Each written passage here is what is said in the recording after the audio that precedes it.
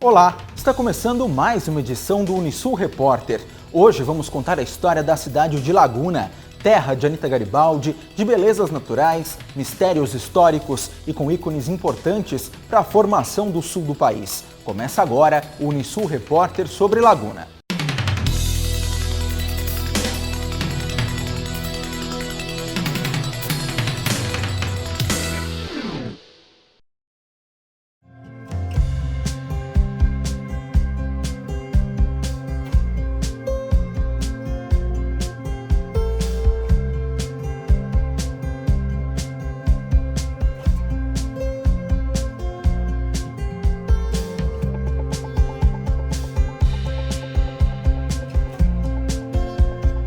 Terra da heroína de dois mundos. Terra de gente trabalhadora, gente feliz, de gente que luta sol a sol para essa história continuar. Laguna realmente é maravilhoso, tem um potencial muito grande. Eu amo essa cidade. Não é à toa que o espírito guerreiro do nativo é perceptível aos olhos de quem vem de longe conhecer Laguna. Famosa pela guerrilheira Anita, pelo sambaquis, pelo farol de Santa Marta, que um dia já foi cabo, o Cabo de Santa Marta, o precursor do descobrimento desse pedacinho de terra que conduziu à habitação e descobrimento das terras do sul do Brasil.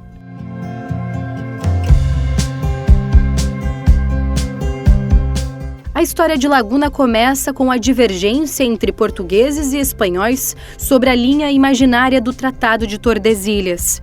A decisão foi promover o expansionismo no sul do Brasil, descobrir os mistérios que habitavam o desconhecido pelos colonizadores. Nos livros de história, a data, 29 de julho de 1676, ano de fundação da cidade.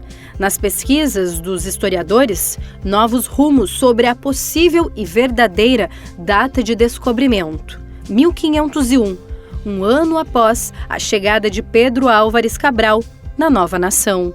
Quando descobriu o Brasil, o Pero Vaz de Caminha escreveu uma carta ao rei de Portugal. Cabral, depois de descobrir o Brasil, esteve em Porto Seguro e foi para as Índias, veio para o sul. Enquanto que o nomeou um comandante de uma nau dele, que se chamava André Afonso Gonçalves, para voltar a Portugal e levar a carta do Pero Vaz de Caminha, comunicando ao rei de Portugal o descobrimento do Brasil. Quando o André Gonçalves chegou em Portugal, imediatamente, no ano seguinte, a 1500, o rei de Portugal ordenou que ele próprio, então, o André Gonçalves, voltasse ao Brasil e viesse tomar posse e denominasse os principais acidentes geográficos. O Cabo de São Roque é a Baía de Todos os Santos. O Rio, que é de Janeiro, o Cabo de Santa Marta. Laguna e os mistérios que envolvem a descoberta. Os portugueses eram uma nação muito religiosa, né? Então usavam denominar o nome de santos aos acidentes geográficos, né? Então, Cabo de São Roque, depois Cabo de Santo Agostinho, depois Baía de Todos os Santos. Por quê? Porque foi no dia de Todos os Santos que ele descobriu, que ele chegou e tomou posse.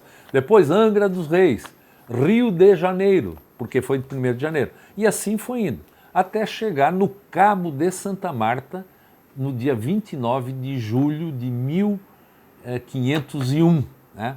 Que ele denominou de Cabo de Santa Marta. E é um nome que se preserva até hoje. Em 1549, as primeiras expedições chegam com o comando de Dom João de Salazar Espinosa. Em uma carta escrita ao rei no dia 1º de janeiro de 1552, possível data de fundação, Espinosa descreve sobre a terra já descoberta. E essas cartas ele começa assim: Laguna del Imbiaçá, 1º de janeiro de 1552. Essas cartas estão no arquivo público de Simancas, em Valladolid, que pertence à cidade de Tordesilhas, na Espanha. Nós fomos lá buscar, trouxemos uma cópia dessa carta.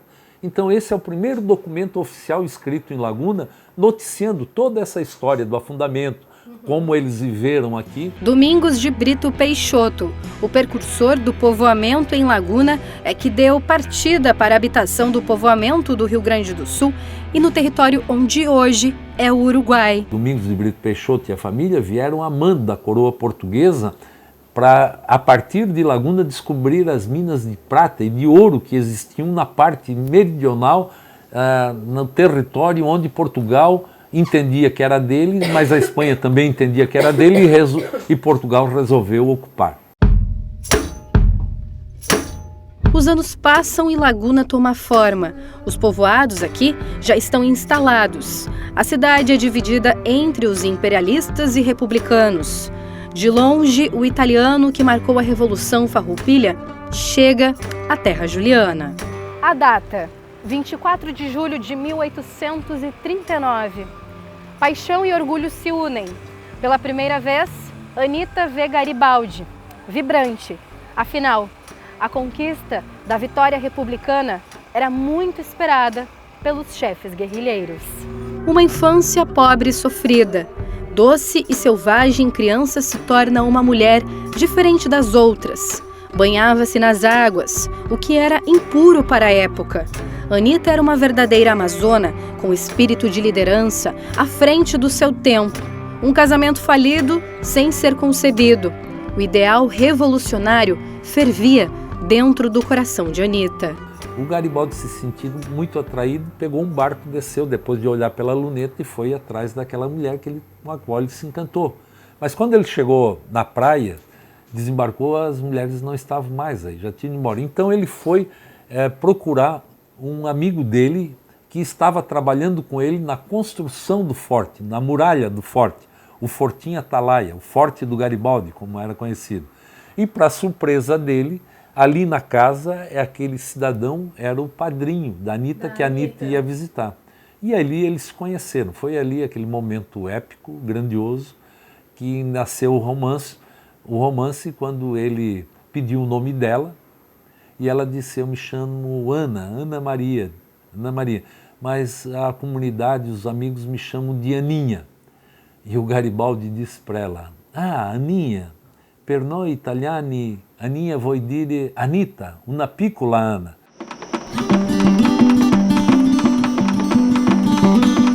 Um amor, 4 filhos, centenas de batalhas, 2 mundos e uma heroína. Foi às 19h45 do dia 4 de agosto de 1849 que Anita parte para uma nova batalha, só que esta não mais entre as terras do sul ou na distante Itália. Anita passará a brilhar, agora, no céu.